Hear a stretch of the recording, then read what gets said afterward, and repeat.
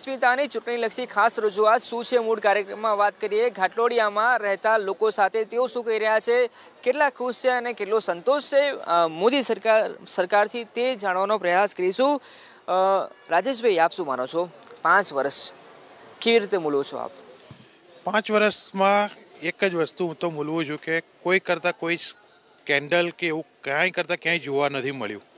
નિષ્પક્ષ રીતે સરકારે કામ કર્યું છે અને સરકારે પ્રજાની અપેક્ષાઓ પૂરી કરવા માટે પૂરેપૂરી મહેનત કરી છે, બરાબર। બીજું કે મોદી સરકાર આવ્યા પછી વિપક્ષો એટલા બધા આંફળા ફાફડા થઈ ગયા કે હવે અમારું શું, આ તો બધું પબ્લિકને સોંપી દેવા માગે છે, બરાબર। એટલે આના જેવો નેતા આજ સુધી બીજો આવ્યો નથી।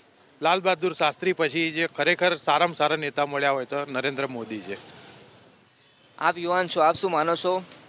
યુવા લક્ષી યોજનાઓ જે 5 વર્ષમાં બહાર પાડી હતી એનો અમલ કેટલો થયો? યુવાનો માટે એ ફાયદાકારક રહી ખરી? આપ કેવી રીતે મૂલવો છો આખા 5 વર્ષે મોદી સરકારના? સંતોષ કરો મોદી સરકારથી? આપને શું લાગે છે? હા, સંતોષકારક। રમેશ કાકા, આપ શું માનો છો? 5 વર્ષમાં આપ કેવી રીતે મૂલવો છો? અલગ અલગ ક્ષેત્રે કામો થયા છે, ક્યાં ઘટ રહી ગઈ હોય અથવા તો સારી બાબત કઈ, આપ શું માનો છો? મોદીએ ઘણા સારા કામ કર્યા છે, બરાબર। અને તો સારા કામ કરે એટલે એમાં ધીરે ધીરે એનો ખ્યાલ આવે, એકદમ તો કોઈ પેલું એ ના જ થાય।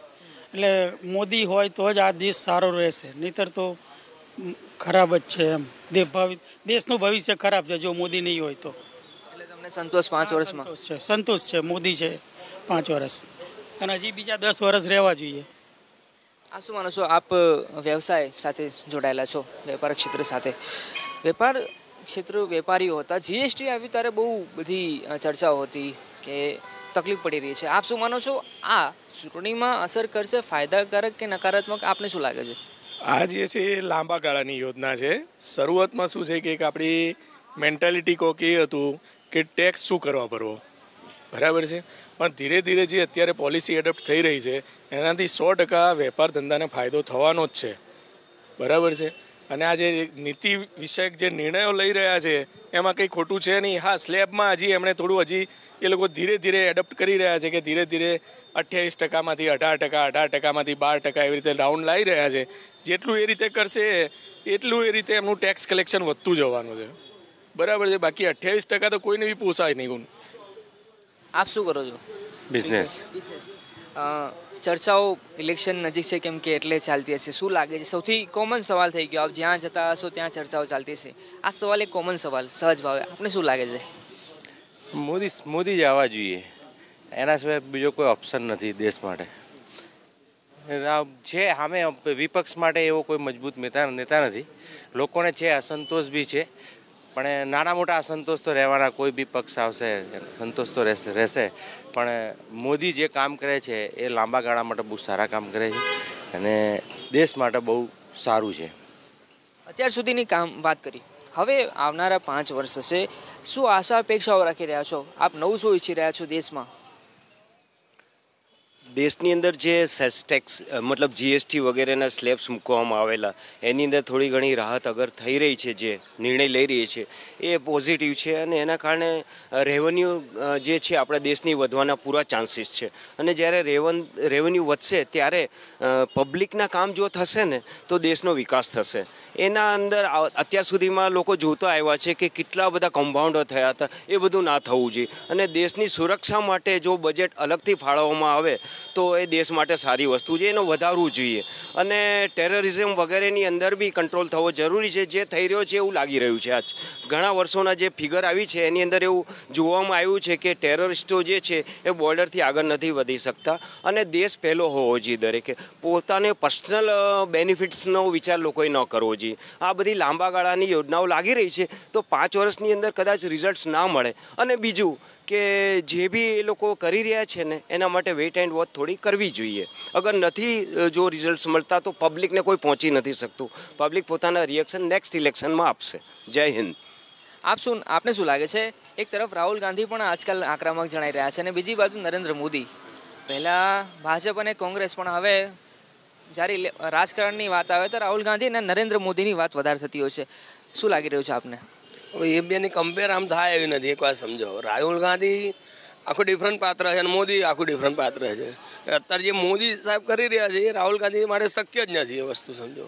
અને અત્યારે એમનો જે એમ છે મોદી સાહેબનો, એ તમે વિચારો લાંબા ગાળે તો એમને ચાન્સ બીજા 2-3 આપો, 2-3 ઇલેક્શનના, તો એમાં એ જે કામ કરી રહ્યા છે એનું રિઝલ્ટ પછી દેખાશે. પણ જે છેલ્લી 4-5 રાજ્યોનું ઇલેક્શનો થયા એમાં રાહુલ ગાંધીની અસર તમને લાગે છે? કારણ કે દેવા માફીની વાત એમાં હતી.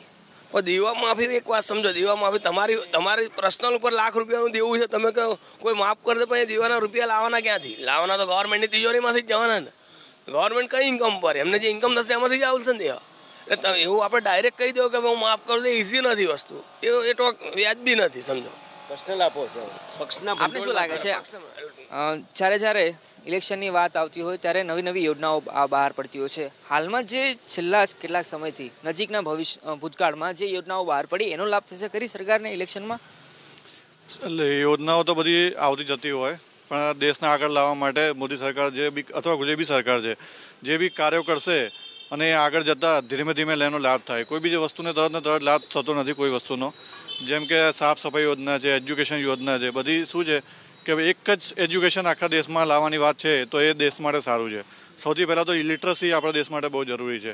વસ્તુને લોકોને સમજ જ નથી. બધી લોકો જાતિવાદમાં પડી ગયા છે. હું ભારતીય છું એ વસ્તુ આગળ લાવે તો જ આ દેશ આગળ આવે. દેશને આગળ લાવવા માટે સૌથી વધારે પોતે દેશને બચાવવા માટે પોતે હું ભારતીય છું. એક જાગૃતતા લાવવી જરૂરી છે. બીજું, આખા દેશમાં એક જ જે એજ્યુકેશન છે, એક જ એજ્યુકેશન હોવું જોઈએ આખા દેશમાં. સૌથી વધારે એ અગત્યની વસ્તુઓ છે બધી, જે બેઝિક લાગે છે, પણ એ બધી ઘણી આગળ જતાં એને ફરક પડશે, નહીં તો દેશના ભાગલા પડશે. આ સિવાય ચૂંટણીમાં મહત્વનો મુદ્દો રહેવાનો છે 10% અનામતનો. આપને શું લાગે છે આ 10%ની જે અનામતની વાત છે કેટલો સફળ થશે આ ફોર્મ્યુલા? સફળ તો 100% થવાનો છે, પણ એને સમય લાગશે. કારણ કે શું છે કે અત્યારના યુવાઓને ટૂંકા ગાળામાં તો કોઈ ઇન્ટરેસ્ટ છે જ નહીં. તમે એમ કહો કોઈ યુવાને કે હમણાં ગ્રેજ્યુએટ થયો, ચલો જોબ સ્ટાર્ટ કરો, તમને 10,000થી આપીશું, તો ના, એમની એક્સપેક્ટેશન 25,000, 50,000, લાખ રૂપિયા એ રીતે જ છે. બરાબર છે. એટલે આ વસ્તુને જે ઇમ્પ્લિમેન્ટેશન થતાં સમય તો લાગશે જ. બરાબર છે.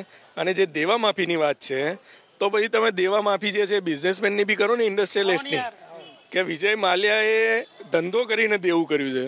બરાબર છે. ખેડૂતોએ બી એ જ રીતે કર્યું છે. તો વિજય માલ્યાને કેવી રીતે તમે દેવાદાર કહી શકો? એનું દેવું માફ કરો.